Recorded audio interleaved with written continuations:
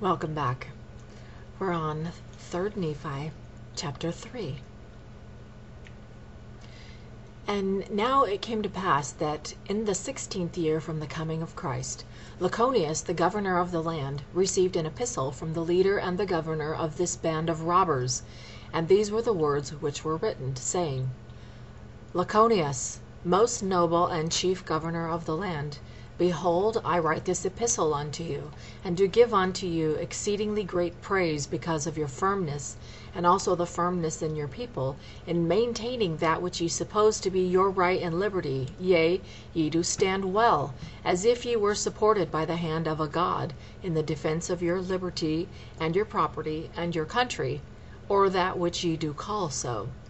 And it seemeth a pity unto me, most noble Lachoneus, that ye should be so foolish and vain as to suppose that ye can stand against so many brave men who are at my command, who do now at this time stand in their arms, and do await, with great anxiety for the word, go down upon the Nephites and destroy them.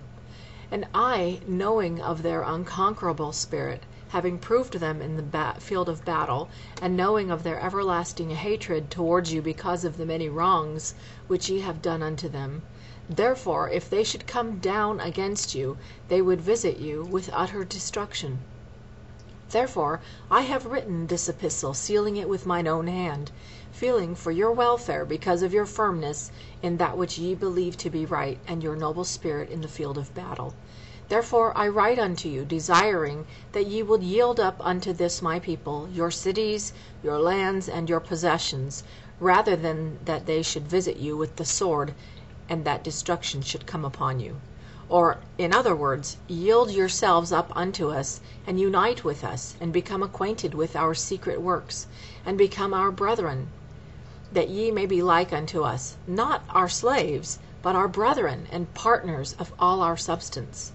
And behold, I swear unto you, if ye will do this with an oath, ye shall not be destroyed.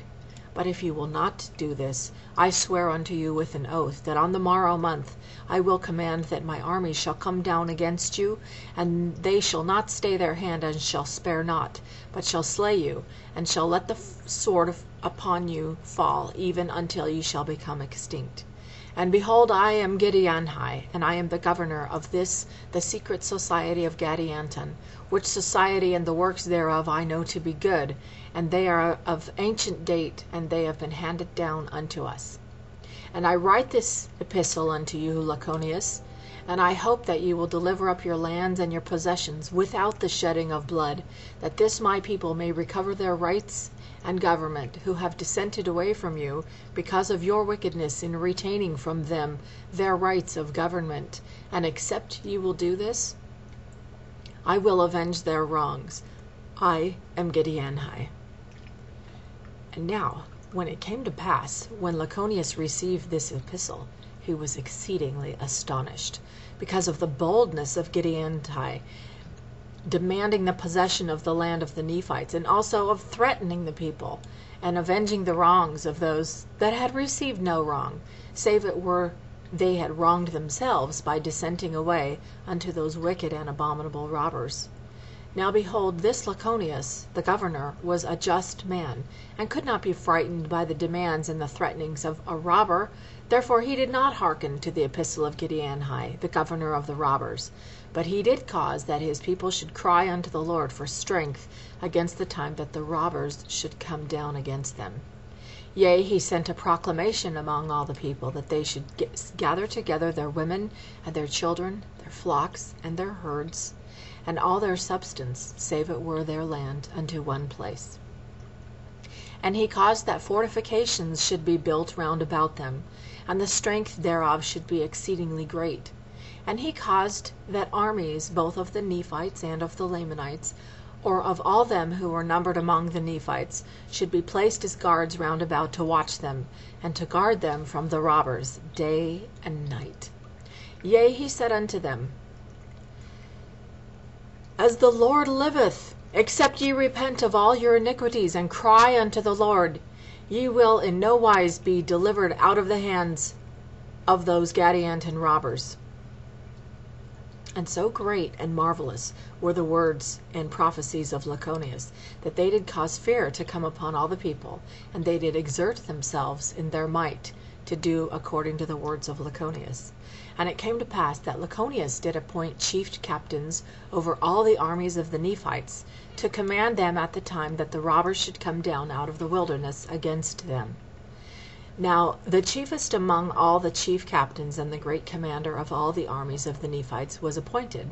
and his name was Gidgiddoni.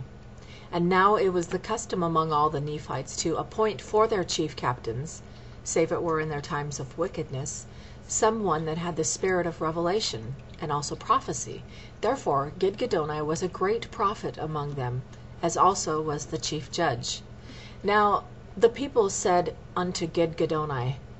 Pray unto the Lord, and let us go up upon the mountains and into the wilderness, that we may fall upon the robbers and destroy them in their own lands. But Gidgiddoni saith unto them, The Lord forbid. For if we should go up against them, the Lord would deliver us into their hands. Therefore we will prepare ourselves in the center of our lands, and we will gather all our armies together, and we will not go against them, but we will wait till they shall come against us. Therefore, as the Lord liveth, if we do this, he will deliver them into our hands. And it came to pass in the 17th year, in the latter end of the year, the proclamation of Lachoneus had gone forth throughout all the face of the land, and they had taken their horses and their chariots and their cattle and all their flocks and their herds and their grain and all their substance, and did march forth by thousands and by tens of thousands, until they had all gone forth to the place which had been appointed, that they should gather themselves together to defend themselves against their enemies. And the land which was appointed was the land of Zarahemla, and the land which was between the land Zarahemla and the land Bountiful, yea, to the line which was between the land Bountiful and the land Desolation. And there were a great many thousand people, who were called Nephites, who did gather themselves together in this land. Now Lachoneus did cause that they should gather themselves together in the land southward, because of the great curse which was upon the land northward. And they did fortify themselves against their enemies, and they did dwell in one land and in one body, and they did fear the words which had been spoken by Lachoneus, insomuch that they did repent of all their sins, and they did put up their prayers unto the Lord their God, that he would deliver them in the time that their enemies should come down against them to battle.